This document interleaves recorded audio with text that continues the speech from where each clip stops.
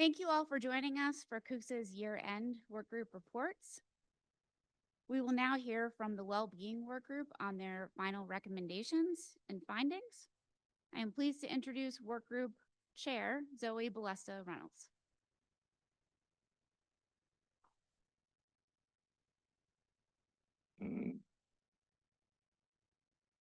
As lead of CUCSA's Wellbeing Workgroup, I'd like to introduce Giselle from Office of the President and Javier Miramontes, standing in for Christine Davidson, both from Agriculture and Natural Resources.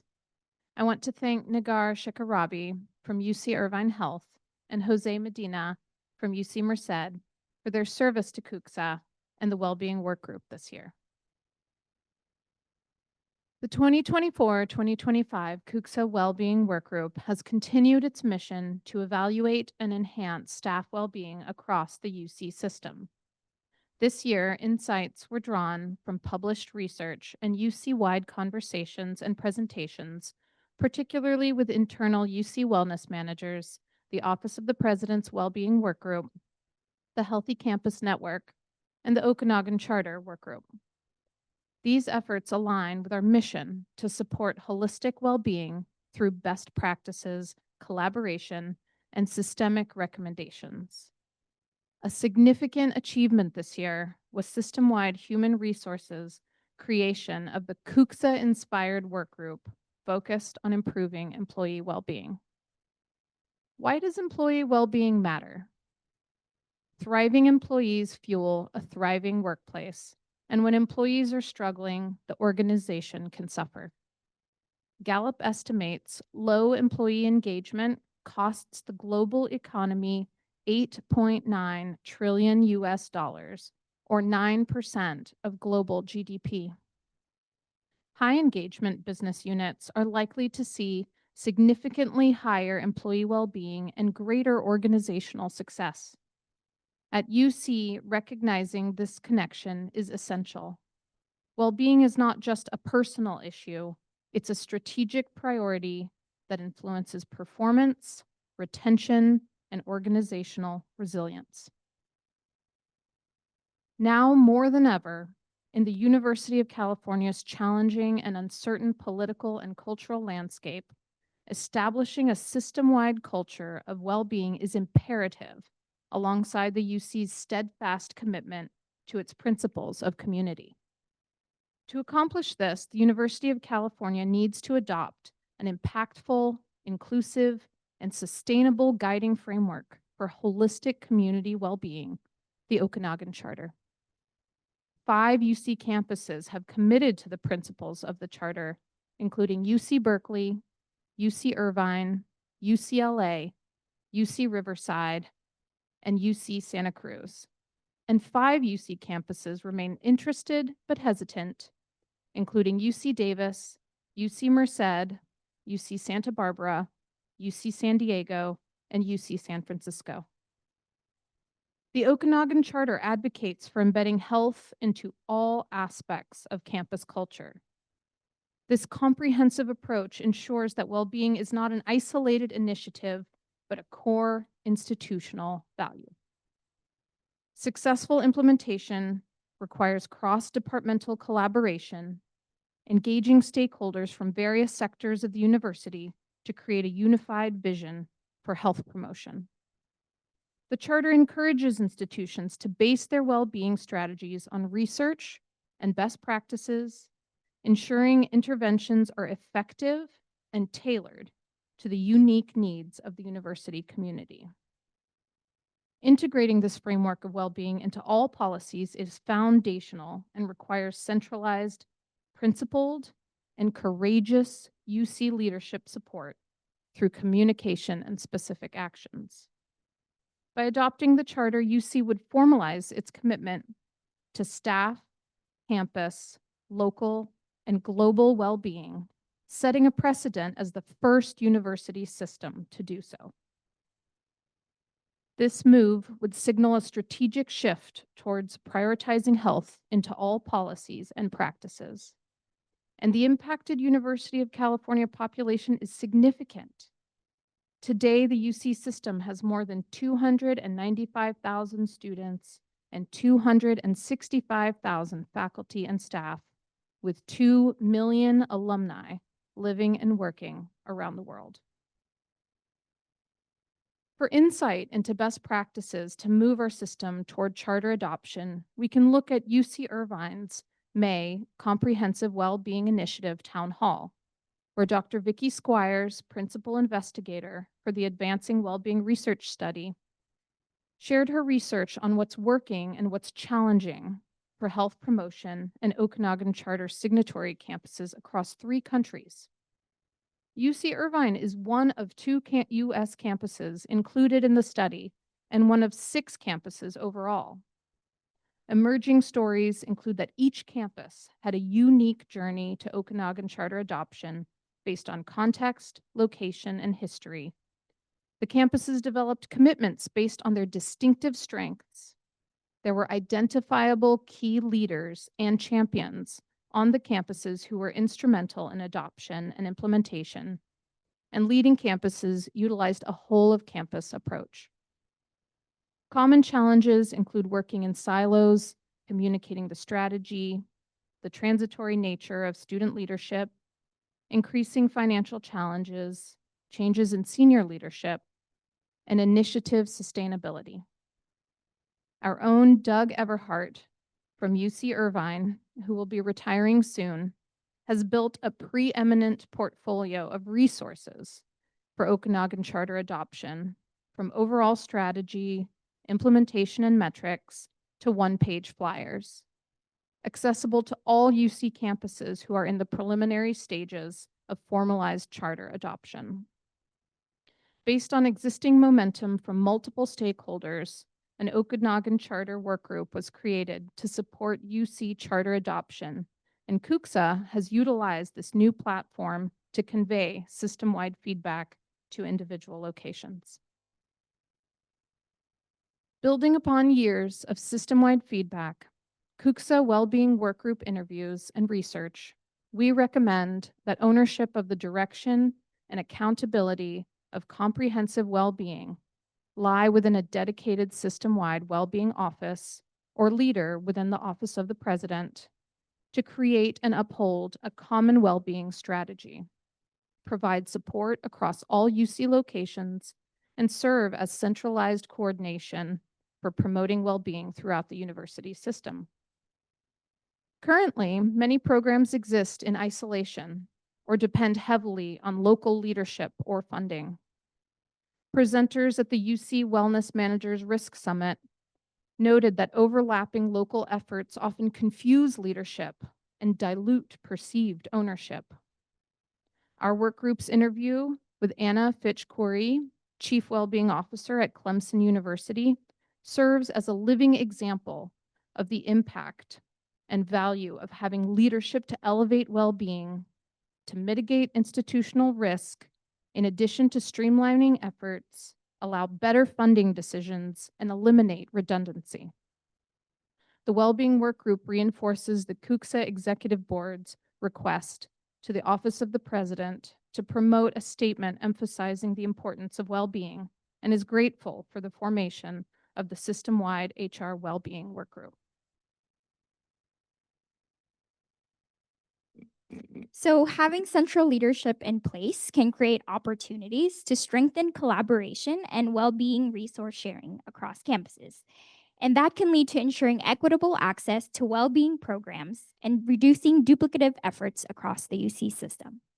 So both the CUCSA-inspired OP Wellbeing Workgroup and more recently, Anne-Marie Conrad, who is an MPH candidate from UCI and Assistant Wellness Coordinator for UCI Human Resources, have taken steps to document and analyze existing well-being offerings across the UC campuses.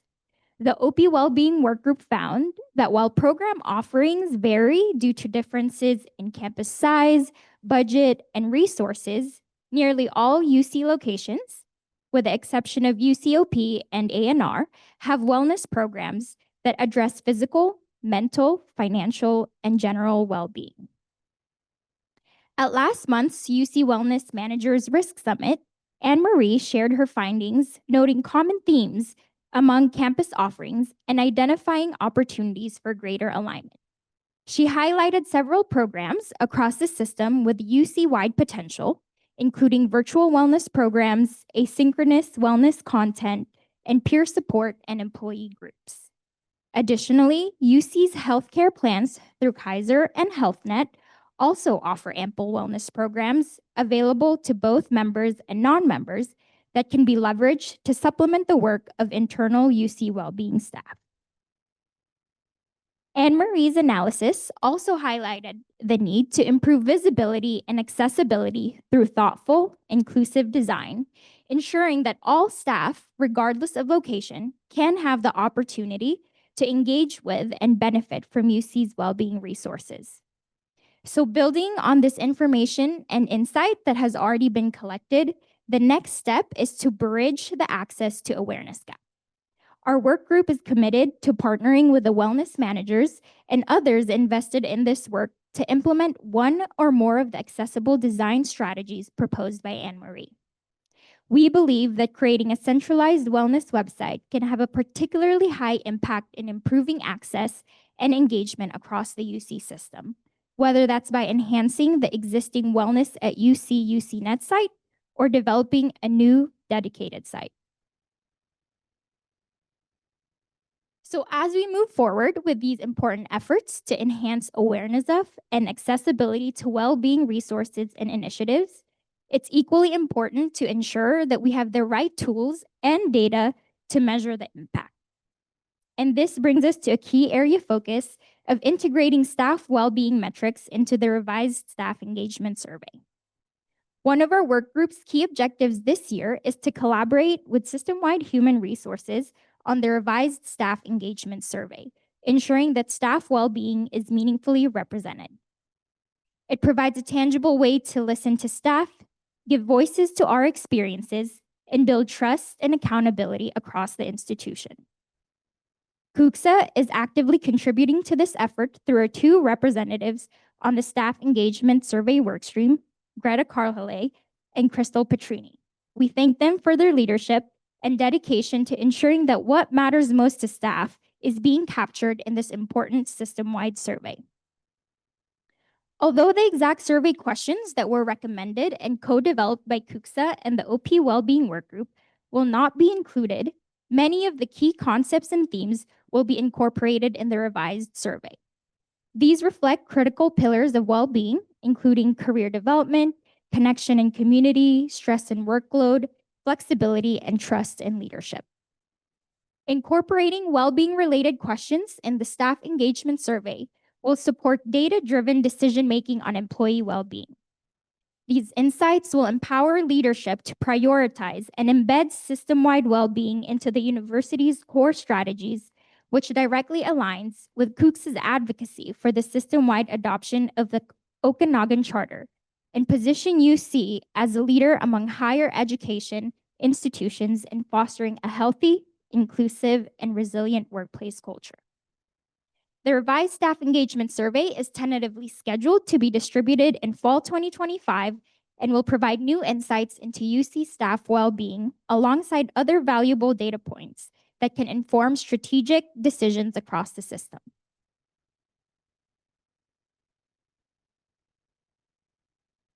CUCSA's partnership with the UC Wellness managers and participation in new specialized Okanagan Charter Workgroup encourages and strengthens campuses advocating for charter adoption.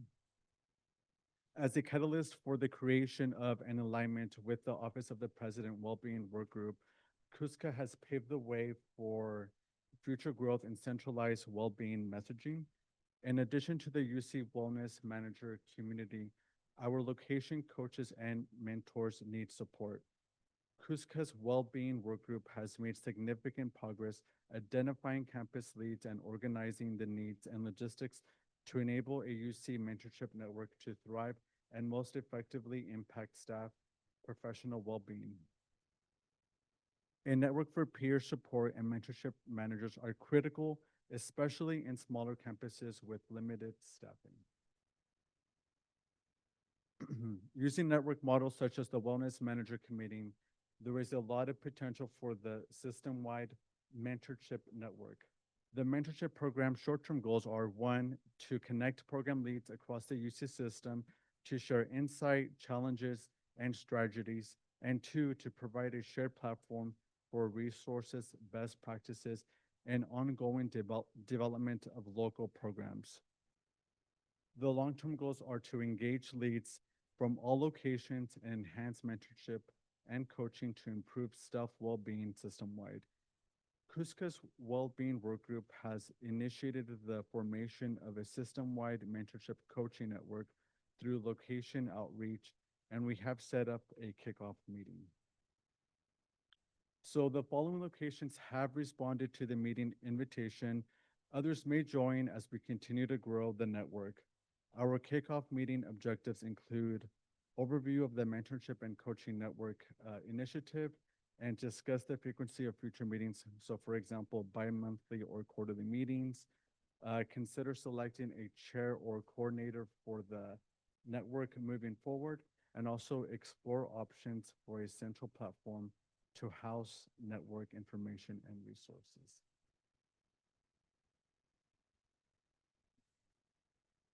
To conclude, the CUCSA Wellbeing Workgroup's final recommendations are as follows. 1.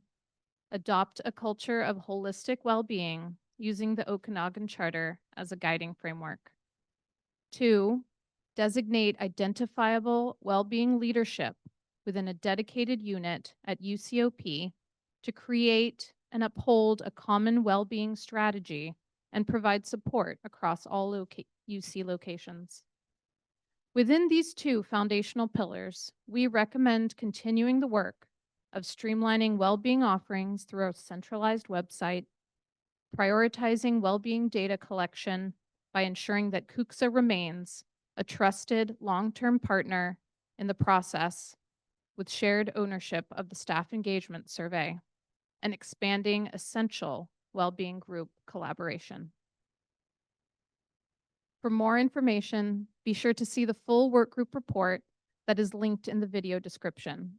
We'd love to discuss our recommendations with you at the CUCSA Town Hall on Tuesday, July 8th at 11 a.m. Full details are available on our website at cucsa.ucla.edu, or you're welcome to reach out to me with any questions about our recommendations.